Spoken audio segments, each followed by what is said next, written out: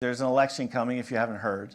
Country's pretty divided about this election. We, for fun, have done some things about predicting the U.S. election in the last 2 cycles. So Nate Silver is a guy that got a lot of recognition for being able to predict elections. In fact, he was named by Time magazine one of the 100 most influential people based on his ability to predict elections. And like I said, we kind of did this for fun over the last couple election cycles. The good news is we're 2-0, so we're winning. The 2016 cycle was the most difficult one because most people got it wrong, and we weren't perfect. We got 47 out of 50 correct. So close, and we got the right answer. In 2020, we actually predicted Biden, and we also predicted things like the split in Maine and in Nebraska too, which is the only 2 states that have electoral college votes that does not win all. In fact, we predicted Nebraska too was going to go to Biden. It had only gone to a Democrat once in its history, right? So that's kind of the power of prediction against things that polls and things haven't historically got it right. In fact, Nate Silver, who I mentioned, his prediction on the day of the election was that Hillary was going to win with 301 electoral votes, and she had a 71.4% chance of winning. For a guy that's kind of like the best of the best, kind of missed, right?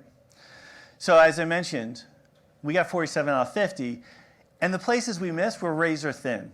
So between 0.1% and 1.4%.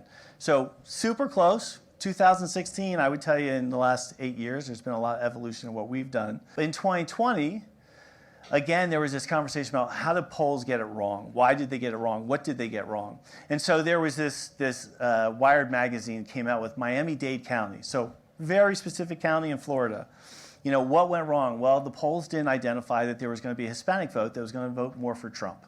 We predicted that 55% of the vote would go for Biden and 55% went to Biden. And he would win by 9 points. But I think the most interesting and most important takeaway is that Clinton had won that by 30 points in 2016.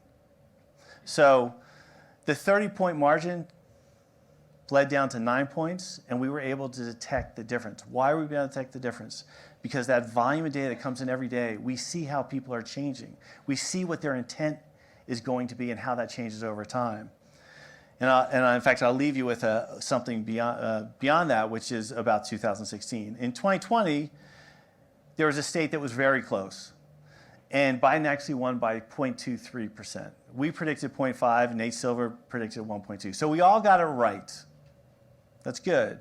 But to provide context of how close that actually is, we missed the exact vote count by 13,332 votes out of almost 4.4 million votes that were cast.